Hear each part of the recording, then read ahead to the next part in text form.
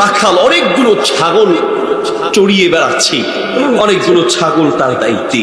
ছাগলগুলোকে দেখে ওমর রাদিয়াল্লাহু তাআলা চিন্তা করলেন, এই রাখালটাকে আমি একটু পরীক্ষা করব।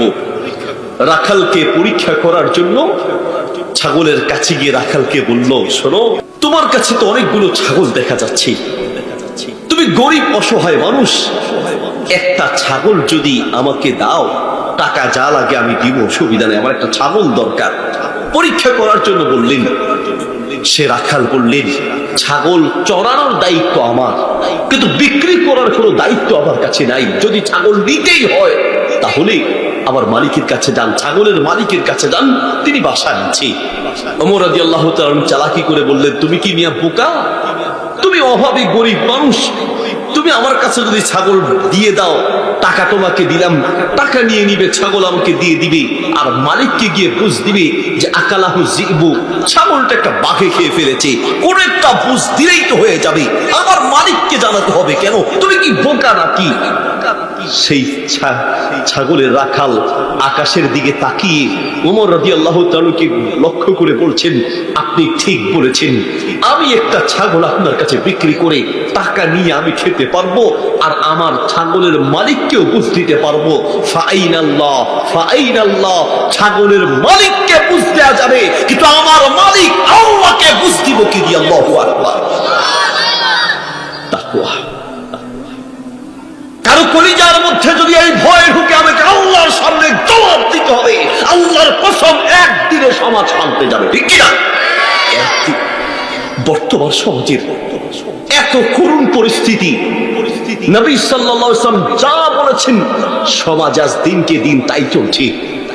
আজ আসার আগে ঠিক দুপুরের দিকে আমি ফেসবুকে একটা ভিডিও দেখলাম। মাদারীপুরের শিবগঞ্জের একটি বাসে করে শিক্ষক এবং ছাত্ররা কোথাও যাচ্ছেন।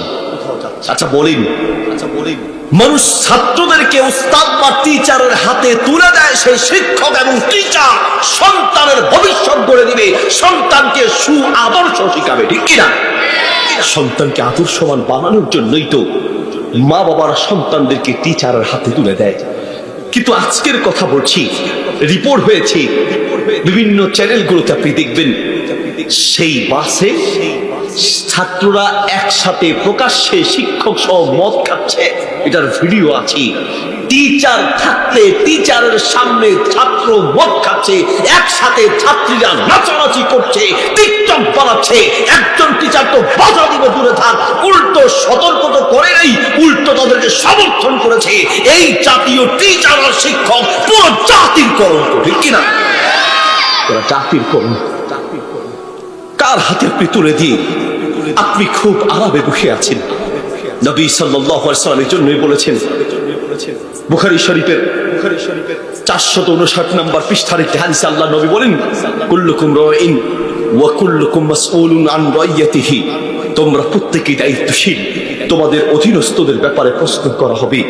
আপনার সন্তান কি আল্লাহর পথে চলছে না শয়তানের পথে চলছে? আমাদের মেয়র সাহেব সম্ভবত আলোচনায় সে কথাই বলেছেন যে আপনার সন্তান কোথায় যায় আপনার লক্ষ্য রাখা উচিত।